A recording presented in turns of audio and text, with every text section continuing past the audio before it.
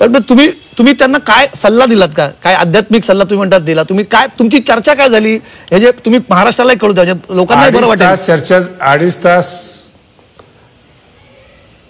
तास चर्चा झाली. अर्जुनाचं महत्व काय आहे, अर्जुन पण डिप्रेशन मध्ये गेला होता, कृष्णाने कसं त्याला उचललं, कर्तव्य कर्म करायला भाग पाडलं, हे सगळ्या चर्चा करून सगळं त्याची मजबूत मानसिकता केली. त्याला पहिल्यांदा रात्री भगवानगडावर व्यवस्थित झोप आली. आपल्यामध्ये जर माणुसकी जिवंत असेल तर माझे शब्द आपल्याला कळतील. तो सकाळी 11 साडे 11 वाजेपर्यंत झोपले. पहिल्यांदा त्याला चांगली झोप आली 53 दिवसामध्ये. हे मी डोळ्यांनी पाहिल्यानंतर मी एक सांगितलं की भगवानगड त्यांच्या पाठीशी आहे. याला फार मोठं राजकारण करावं असं मला वाटत नाही. पुन्हा आपल्याला सांगतो, माझ्या वाक्याचा चुकीचा अर्थ काढू नका. दोषी दोषी असतो. मी पाठिंबा दिला म्हणून न्यायालय कोणाला सोडत नाही. अरे बाई, तुम्ही हा मुद्दा मांडला, तुम्ही त्यांच्याशी बोललात, तुम्ही त्यांना आध्यात्मिक सल्ला दिलात. तुम्हाला म्हणजे तुमचं कार्यक्षेत्र म्हणजे भगवानगडात महाराष्ट्रात आणि देशभरात आणि जगभरातही भगवानगडाचे भक्त आहेत. तुम्हाला मानणारा खूप मोठा वर्ग आहे त्याच्यामध्ये.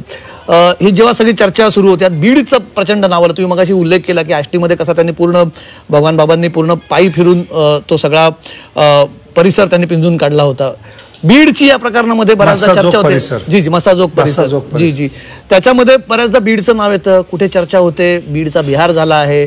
बीड गुन्हेगारांचं एक प्रकारे हब बनला आहे, गुन्हेगारीचा अड्डा बनला आहे बीड. बीड बद्दल ऐकताना काय वाटतं नामदेव शास्त्री महाराजांना?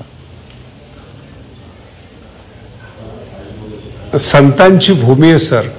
जिथं भगवान बाबा जन्माला आलेत, वामन भाऊ जन्माला आलेत, महाराष्ट्राला कीर्तन शिकवणारे बंकट स्वामी जन्माला आलेत. जी अशा जागेला आपण बिहार म्हणणं हे मला तरी शोभत नाही सर.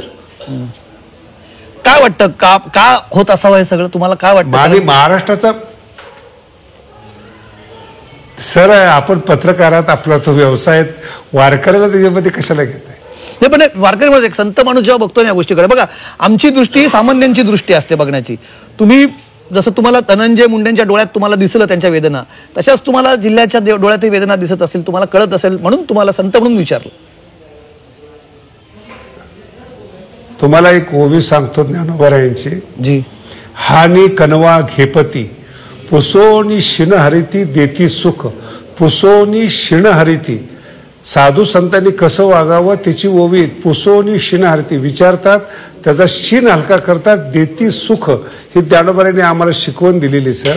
त्याच्याप्रमाणे आम्ही वागतो. त्याचं फार राजकीय अर्थ काढून आणि माझ्या पाठिंबा दिल्याने न्यायालय त्याला माफ करेल किंवा पोलीस यंत्रणा माफ करेल, हाही गैरसमज आपल्या डोक्यामध्ये घेऊ नका. मी काय ना शास्त्री, म्हणजे आम्ही आमचं पत्रकारून प्रश्न विचारणं काम असतं. आम्ही कुठेही आमचं ब्रीफ क्रॉस करत नाहीत. बघा आता म्हणजे काय होतं ना, एक एक घटना होते. जी जी जी जी बिलकुल. आणि खूप मी अप्रिशिएट करतो, म्हणजे मी तुमचे खरोखरच आभार आहे.